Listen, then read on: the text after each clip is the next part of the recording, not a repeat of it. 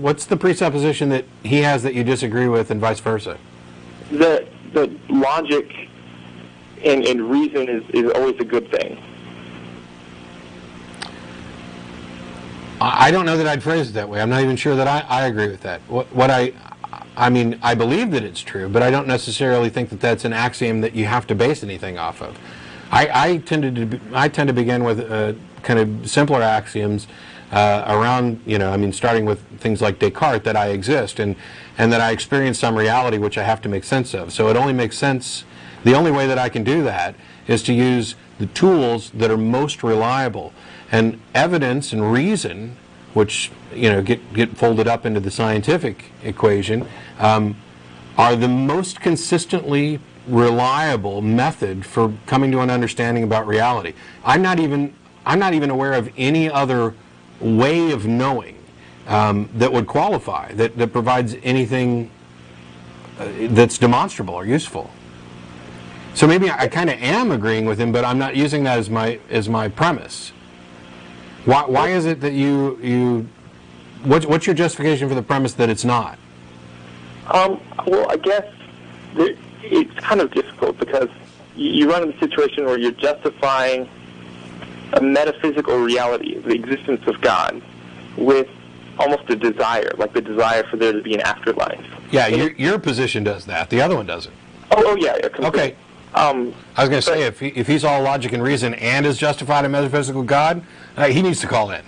But go ahead. Okay, well, I guess you can't really disagree with how much progress science has given us, but I guess at some point you wonder whether the human position, whether we want to leave ourselves in the situation where all we have is making progress on Earth and not getting beyond that. Okay.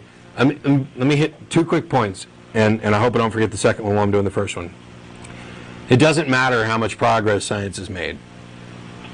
It doesn't. Isn't that when you just use as your justification? What I did was I was talking about that I consider this the most reasonable course of action because it has proven itself to be over the entire course of history. What I'm saying now is that with regard to kind of what your objection was, how much science is provided for us doesn't matter, because at the beginning we have this question about, let me find some explanation for this observation. We'll just say the existence of everything. Without science, I'm not in the position that other answers or other explanations have become more likely. I'm in the position of I don't know. I'm in a non-position. I have no good way of determining what the answer to that is. It's afterwards, after we get to this point where we have science and reason and we have a good foundation to build up knowledge and understanding that is consistent and reliable, okay, now you can say that this method here seems to work all the time. We haven't found any other way of knowing. We haven't found any way to disprove it. So now that ends up working as a foundation. But before that, like let's say there was no scientific explanation for gravity. At the time in existence when there's no explanation, that's it. There's no explanation. It doesn't mean that angels pull the pen to the ground becomes a better explanation than alternate theories. You have no way of discerning which one comes out. Oh, of course. I think Richard Dawkins came to work at UT and he made a very similar point just a couple of weeks ago. What was I going to say? Oh, yes. So you're right. I do think that to some extent saying a method that is useful and continually yields good results, that it owns respect in some sense. But when we're getting to questions that are almost, you say, beyond that, questions of why is there gravity? Because I mean, we can explain gravity mathematically. I don't think why questions are valid. There's 2 objections you're making. One is that we're talking about science can't possibly explain the supernatural. I mean, science, just by default, is based on philosophical naturalism. So it can't possibly explain the supernatural. But my thing is, why would anybody think that anything is supernatural? Why would you think that anything supernatural exists? I mean, it's not like there's any evidence for it. So that objection to what science can't do is one thing that I'd pose is, well, science can't answer this. Yes, but that isn't a real thing. That isn't something that needs an explanation. Until you demonstrate that there's some phenomenon where there's no reason to explain it. I mean, you might as well be saying that science can't tell me why Vargulthrush on this other planet do this. We don't even know anything. We don't know what any of that means or what. There's no there. And this the same. Oh, go ahead. I'm sorry. No, well, talk all day. I guess the thing is, though, you're judging whether something exists on actual evidence. No. I'm not saying, I'm not making the decision that something doesn't exist. I'm responding to a claim that it does. If you tell me God exists, and I say, okay, great. What reason do you have to think that God exists? And if you can't present a convincing evidence argument for the claim, then I reject it. That's very different from accepting the contrary claim that gods don't exist. I do happen to accept that myself, but that's for different reasons, and it's a different position. There's theism, and then atheism is everything that's not theism, and that includes agnosticism in the colloquial sense and anti-theism or strong atheism. So I'm not. What you believe there's a God? Why?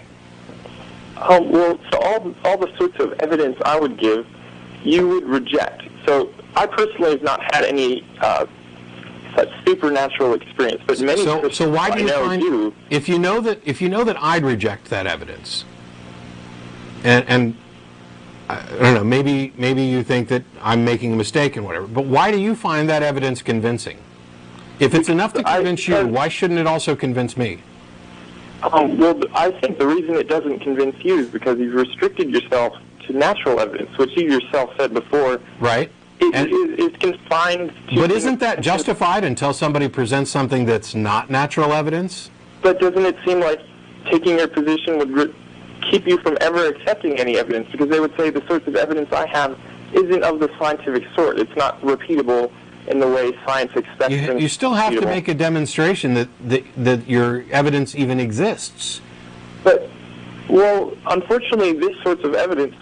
Once again, I'm saying I have never felt something like this. This is why I'm figuring and tottering between atheism and theism. But many Christians do say that I've had a personal experience. Right. And that's not something you can present to other people. Absolutely. It's something a scientist would ever accept. And so I'm fine with that. I'm sorry? I'm fine with that. If somebody says that I believe in God because I've had a personal experience, that's great. I haven't had that personal experience, so it doesn't count for me, but I believe that they're justified. And if I had some kind of personal experience that I could, confirm and not dismiss as, something else, I'd be justified in that belief too. I have no problem at all with saying that the individual is justified. But Thomas Paine, who I won't actually quote, made this, or no, it was either Paine or Hume, made the point that revelation is necessarily first person only. Revelation is first person. To everybody else, it's hearsay. I like that. I did too. But yeah, I'm fine with people who believe for that reason. But however, I think you can go to build a logical argument out of that, which is so many people who tell me that they believe for that reason, that they've had a personal experience, will also say, and you can have that personal experience too, and here's all you have to do. And I mean, Ray Comfort does this crap all the time of, all you need to do is hit your knees and pray and be sincere and God will reveal himself to you. Well, you know what? I was a sincere believer for the vast majority of my life. I did believe, I did think I had some experiences kind of like that. I have hit my knees and sincerely asked, and it didn't happen. So the only conclusion I can come to is that either you're lying, you're mistaken, or your God doesn't like me. In any case, there's no reason for me to believe. It's fine for that individual, though. I think that's a logically acceptable position. Catholics, which I was until I reached the age of reason,